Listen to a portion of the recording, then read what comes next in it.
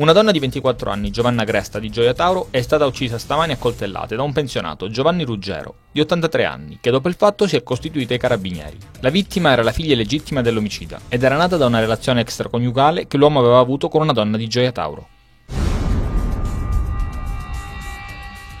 I carabinieri hanno arrestato alla Mezzia Terme il presunto boss dell''ndrangheta Rosario Fiarè, indicato come il capo dell'omonima cosca di San Gregorio di Ippona, con l'accusa di violenza sessuale e induzione alla prostituzione. Insieme a Fiarè sono state arrestate altre due persone, Francesco Pannace e Saverio Ferrise. Un operaio, Leonardo Rugna di 49 anni, è morto in un incidente sul lavoro avvenuto a Roggiano Gravina, nel Cosentino. Rugna era al lavoro su un'impalcatura, quando per causa in corso di accertamento ha perso l'equilibrio ed è caduto. Soccorso e trasportato in ospedale e deceduto a distanza di qualche ora. Il Catanzaro non può essere iscritto al prossimo campionato di seconda divisione. Da ambienti federali si è parlato di situazione ingarbugliata, che non è sanabile. E comunque il motivo sono le inadempienze definite gravi sia da parte del curatore fallimentare che dalla neonata società giallorossa.